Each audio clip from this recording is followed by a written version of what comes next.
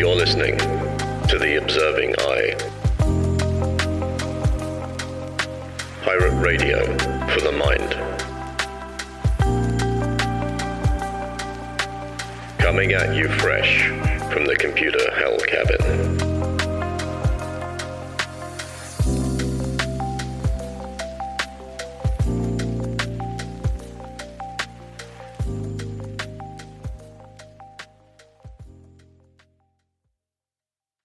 Hello, you beautiful lot. It's Friday, I think. Yes, it is. It's Friday, the 14th of June, 2024. And you're listening to episode 69 of The Observing Eye, coming at you live from the computer hell cabin. Every week we get psychological, philosophical, and all manner of introspective. I'm David, and this week we are looking at finding your talent and not your passion.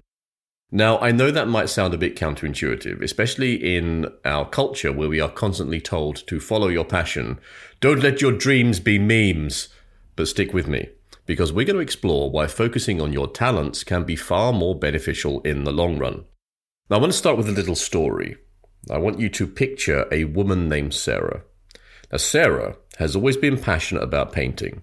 She spends hours in her room creating beautiful pieces of art and loses herself in the colors and the brushstrokes and all of that creative stuff that goes on. Now, naturally, when it comes time to choose a career, everyone around her encourages Sarah to pursue her passion for painting. So she goes to art school, she works incredibly hard, and eventually she starts trying to sell her artwork. But here's the catch. While Sarah's passion for painting remains strong, she struggled to make a living from it. The art market is tough, competition is fierce, and despite her passion, she finds herself stressed and financially unstable.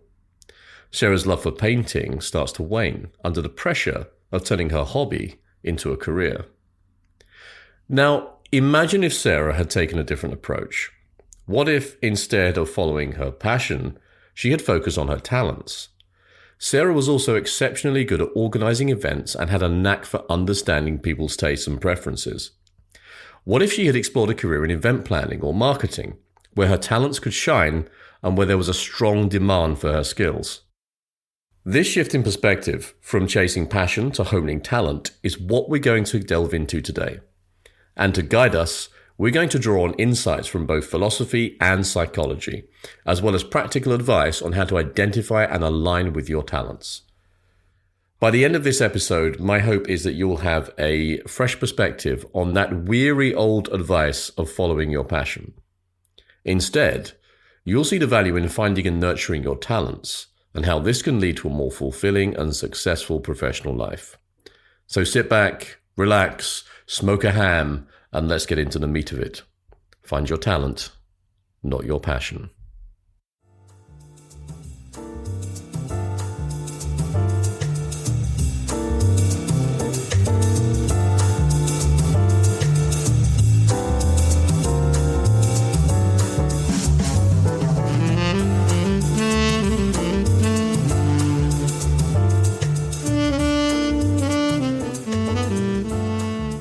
Talent versus passion, then.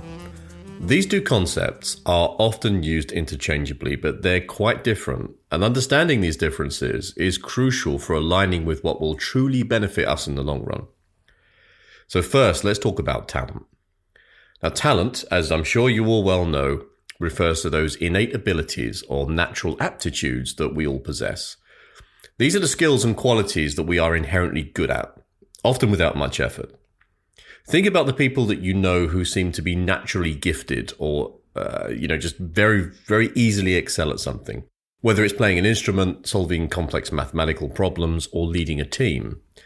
These abilities often feel like second nature to them. For instance, consider someone who has a natural talent for public speaking. They might have a combination of traits such as a clear voice, the ability to think quickly on their feet, and a knack for engaging an audience. These traits together make public speaking feel almost effortless for them, whereas someone without these natural inclinations might find it much more challenging. Now let's turn our attention towards passion. Now passion is that intense enthusiasm or strong emotion that we feel towards an activity or interest. It's what excites us, what we love to do, and what we can lose ourselves in for hours on end. Passions are often driven by our interests, desires, and the emotional satisfaction we get from engaging in certain activities. So we can imagine a person who loves to cook, for example. Their passion for cooking might come from the joy of creating new recipes, the satisfaction of feeding others, and the creative expression involved in the culinary arts. This passion drives them to spend countless hours experimenting in the kitchen, watching cooking shows, and reading cookbooks. Now, while passion is undoubtedly powerful and can drive motivation, it's important to recognize that passion alone doesn't necessarily translate into skill or talent. You might be passionate about something, but not particularly good at it. Conversely, you might be extremely talented in an area that doesn't ignite a strong passion in you. So that person who loves to cook, their food might be absolutely atrocious, but they love doing it. They love the emotion. They love the process, the creation. But their food might be absolute dog shit. It happens. I like cooking. I love cooking. I'd say cooking is one of my passions. I was a chef once, long time ago, for about a year, and I was passionate about it. I wouldn't say I was necessarily great at it, but I enjoyed it. I liked the process. But yeah, thankfully, I did not go down that road professionally. I think that did me a favor. So why does the distinction between talent and passion matter? Now, understanding the difference helps us to make more informed decisions about our careers and personal development. When we focus on our talents, we're leveraging our natural strengths, which can lead to greater efficiency, satisfaction, and success. This doesn't mean that we should ignore our passions, but rather find a balance where we can enjoy our passions while capitalizing on our talents. Now, in case you hadn't guessed, this episode is taking a slightly capitalist slant. And I do this because I think it will help. So please don't judge me too harshly. I'm sure you're used to my libertarian, laissez-faire, hippie attitude towards things. But this one, we're going full capitalist, and we're looking at how we can take advantage of our talents in order to get the most possible gain from our professional career. And I think that's important. And I think that's important for two reasons. Firstly, it means that we're going to have more fun at work because what we're doing comes easily to us. And secondly, when my cat stops singing, I'm sure you can pick that up in the microphone. Secondly, it means that we're going to have more capacity financially to support the people and beliefs and causes that we care about. Because money, I'm not a big proponent of having huge amounts of wealth, but my perspective on money is that it should be useful.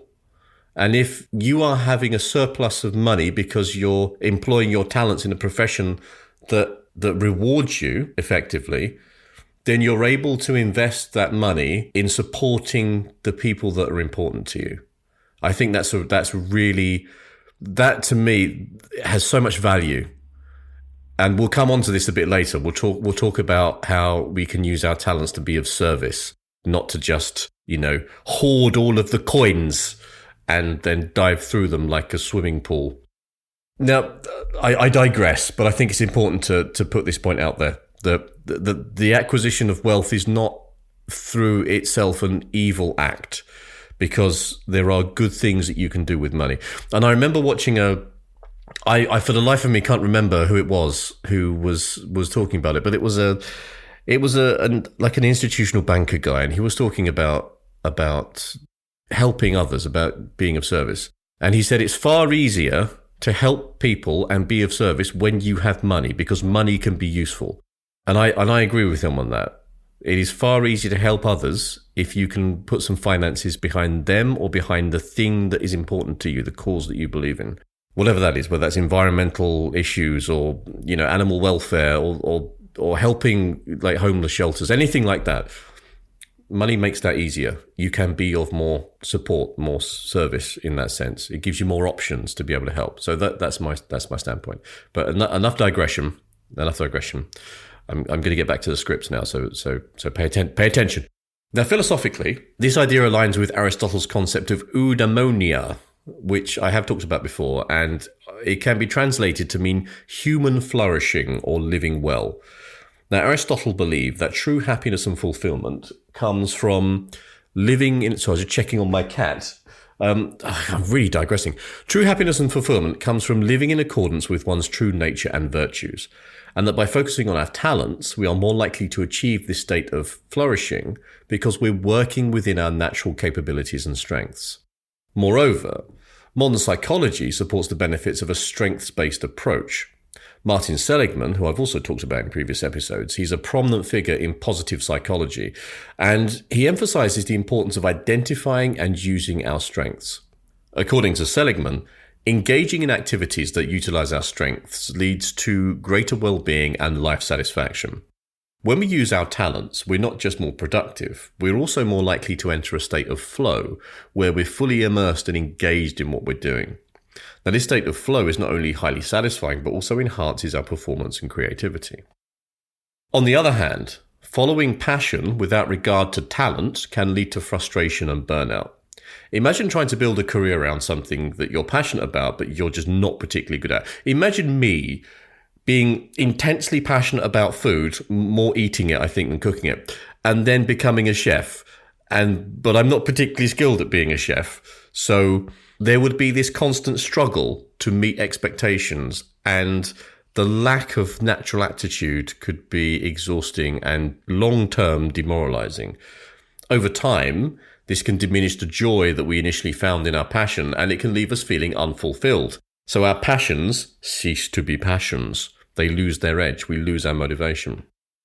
So I guess the question is, how do we reconcile passion and talent? Now, the key, I believe, is to integrate them in a way that maximizes both our happiness and our effectiveness. We have to start by identifying our talents, those areas where we naturally excel, and then look for ways to incorporate those talents into our lives, whether through hobbies or side projects or complementary career choices. This approach allows us to enjoy the best of both worlds, the joy of our passions and the strength of our talents. And now, a word from our sponsor.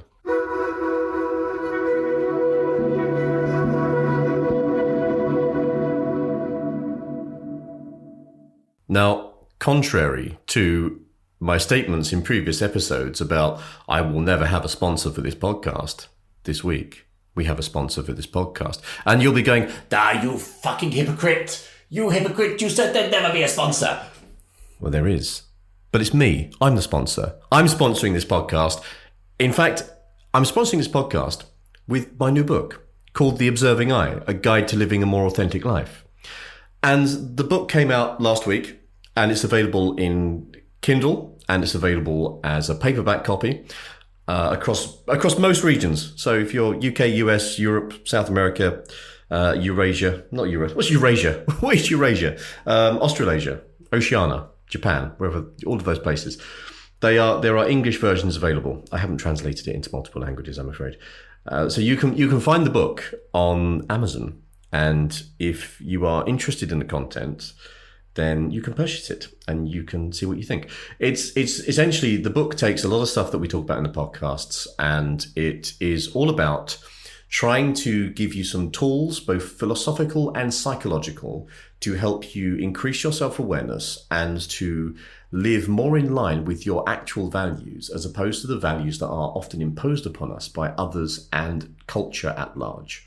So that's the purpose of the book. It is out there to try and help you improve your thinking and to solidify some of the things that we talk about in these episodes. Think of it as a framework for trying to think better and be more of your authentic self. That's the purpose of it. So that's available on Amazon as of now. So go buy a copy and let me know what you think. Put some comments in the Substack and give me your feedback. And if you have questions, you can message me on Substack and I will answer you to the best of my ability, which is at www.theobservingeye.com. So go find it there. But I will put the link to the book in the description and the show notes so you can find it if you are so inclined. Many thanks and much love.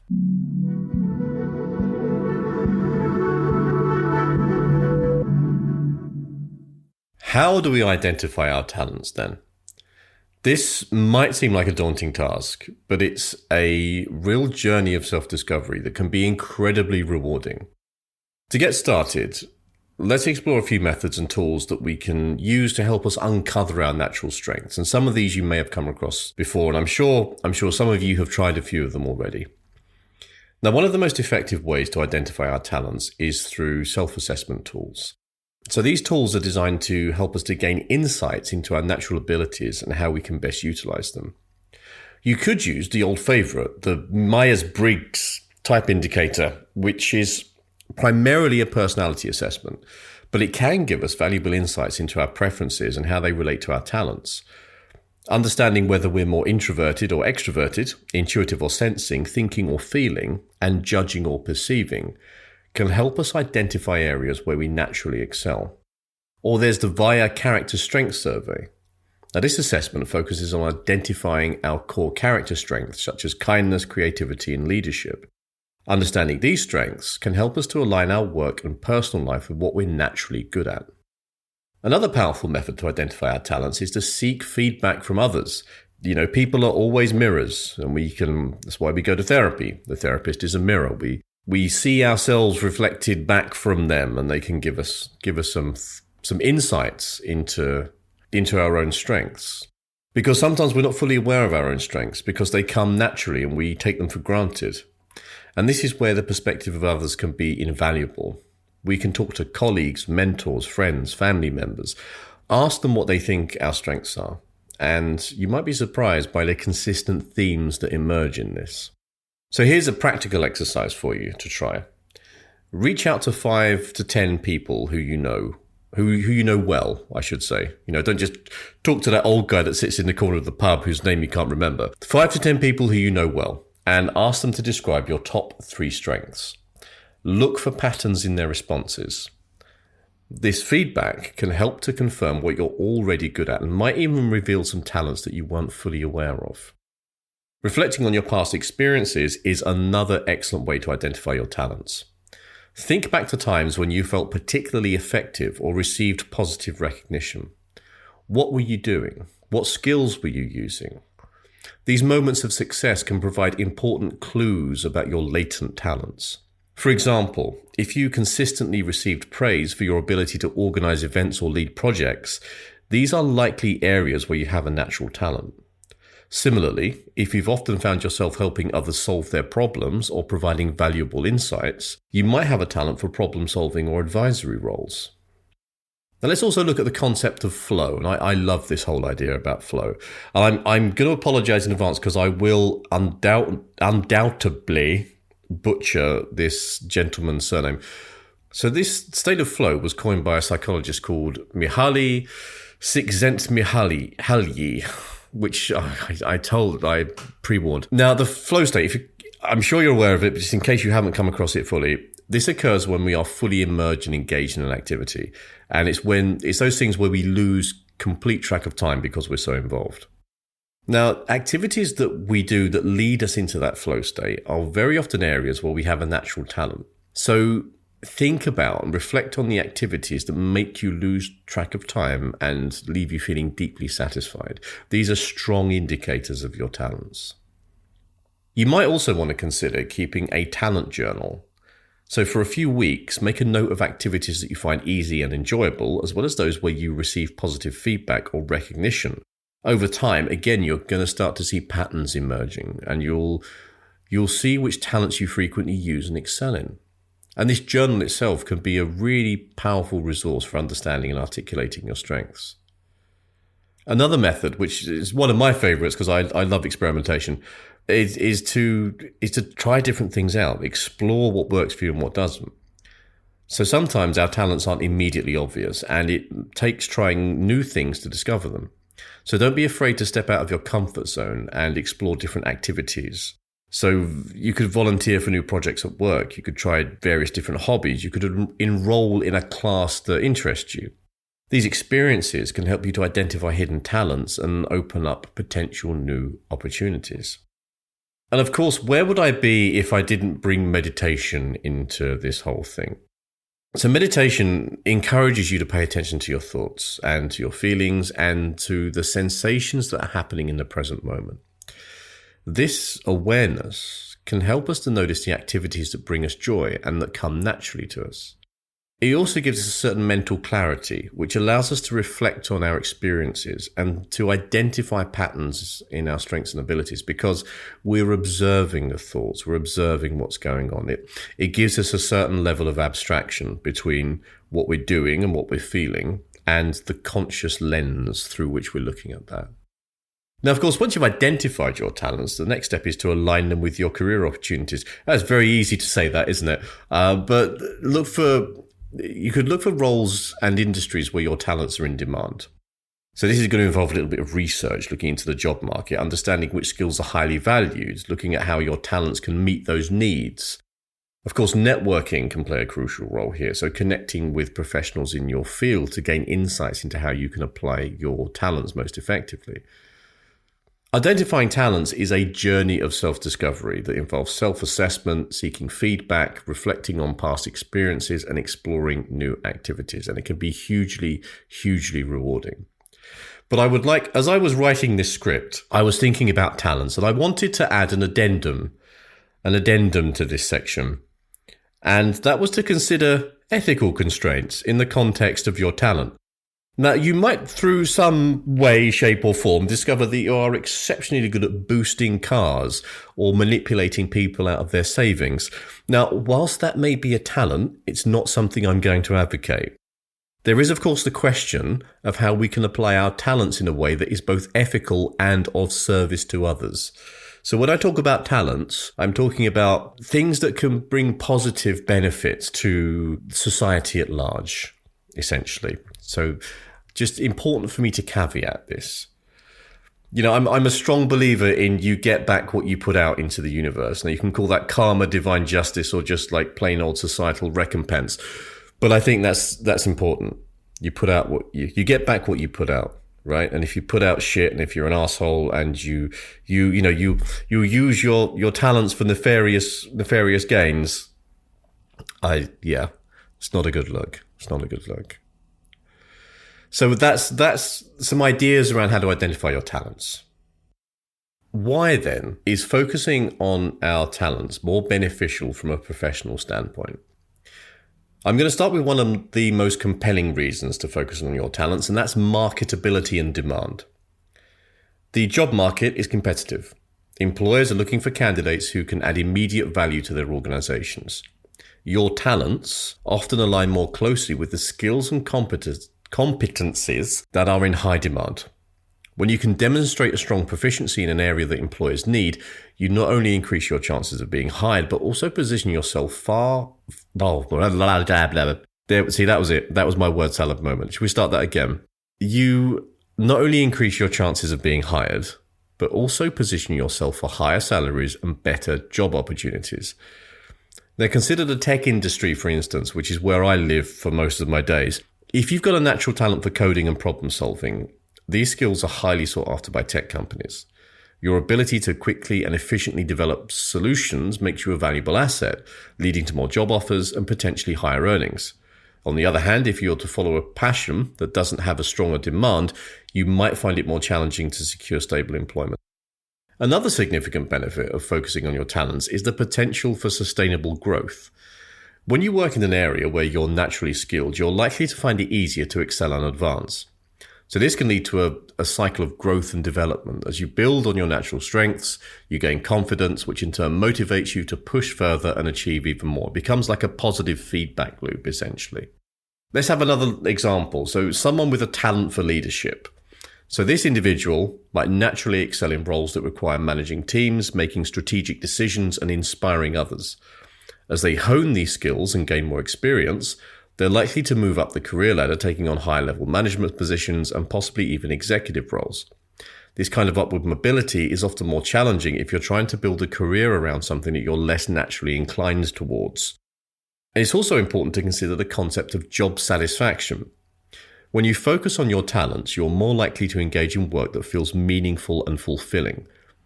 Now, this is because you're operating in a zone where you feel competent and effective. There's a profound sense of satisfaction, I'm sure many of you know this, that comes from doing something that you're good at and being recognized for it, stroking the old ego. Now, this doesn't just apply to high-level skills. It's tasks that might seem mundane, but they can be incredibly rewarding if they play to your strengths. Now, we only have to look at various success stories from professional fields to look at the benefits of focusing on our talents. Now, take the case of good old Bill Gates, for instance. Gates discovered his talent for computer programming at a young age. Now, while he was undoubtedly passionate about technology, it was his talent in understanding and developing software that propelled him to co-found Microsoft and become one of the most successful tech entrepreneurs in modern history. Well, modern history, there weren't really tech, I suppose there were tech entrepreneurs back in like the Victorian age and prior, but, let's talk computers for a bit. Now, his story shows us how aligning talents with career choices can lead to extraordinary success. And I'm not saying that anyone is going to be the next Bill Gates, but it gives us a certain amount of leverage, and it makes our lives easier if we follow what we're good at. And if we are, fortunate enough to align those with a career that has demand for those talents. Now, aligning our talents with our career also reduces the risk of burnout. Burnout often occurs when there's a mismatch between the demands of a job and an individual's capabilities. If you are constantly struggling to meet expectations in an area where you lack natural talent, the stress and frustration can quickly lead to burnout.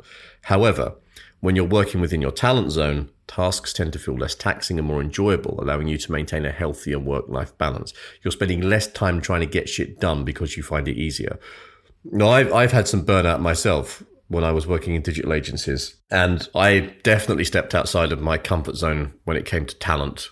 I'm a good coder, I'm a good programmer, but there was some stuff that I was doing in the digital agency which was well outside of that, and because it required so much more effort for me to get that stuff done, I was spending hours more doing it than someone who was much more naturally sort of competent at that would have been. Now, of course, we can't forget about the importance of continuous learning, because as much as we can be naturally gifted at something, there's always things we can learn and always things that we can improve. Otherwise, we run the risk of stagnation. So even if we may be I'll stick with the coding analogy. We might be a brilliant coder, but if we aren't keeping up with the latest languages, the latest tech, the latest sort of ways of doing things and software and all that kind of stuff, we are going to fall behind the curve. So it's important to keep on top of your talent. And of course, if you're learning about something that you're naturally talented in, again, it's going to be easier. So you're probably going to find it more enjoyable. If I were to go and learn about accounting, maths is not my strong point. I'm all about gut instinct and intuition.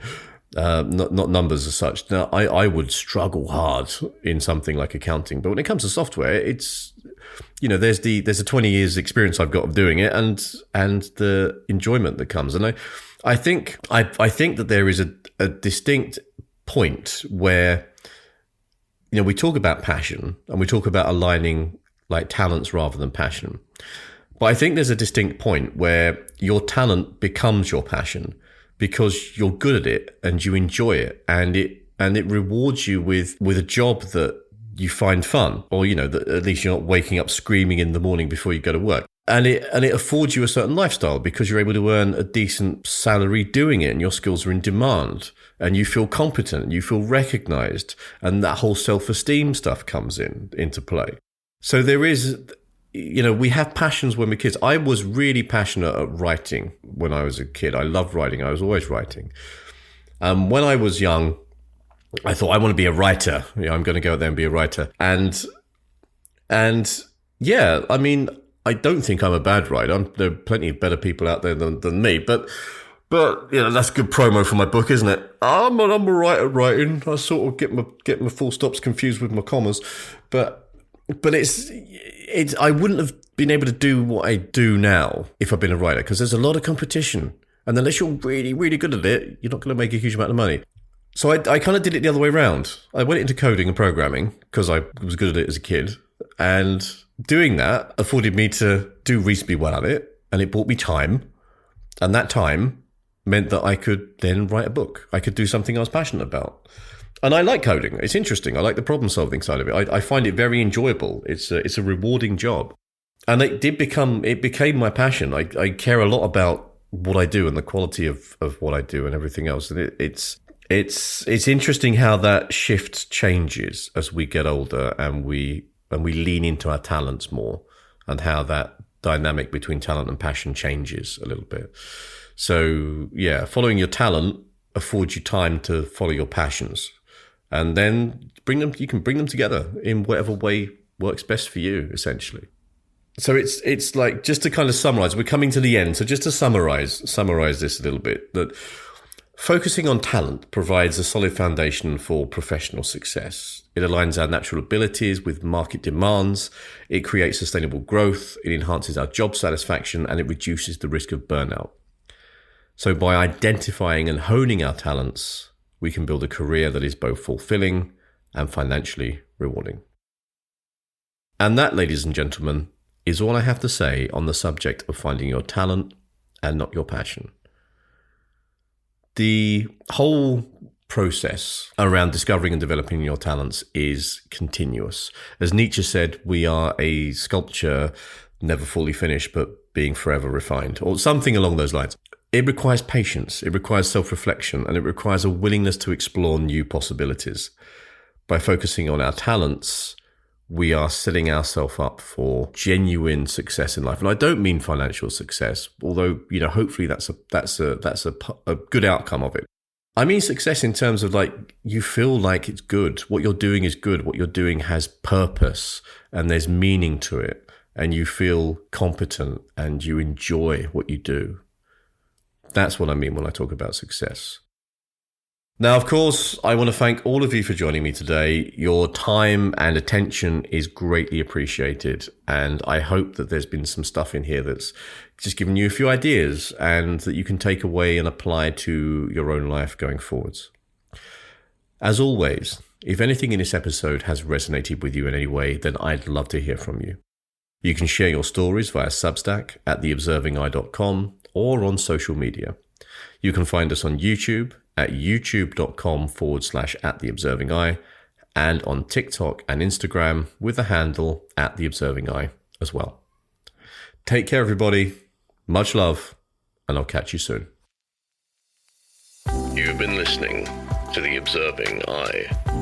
Thanks for spending some time with me today. I hope it's been useful.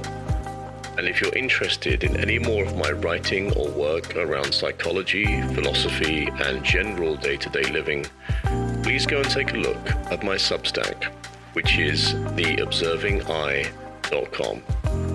And that's I as in the letter, not I as in the gelatinous organ through which you see. Take care, everybody. Much love, and I'll catch you soon.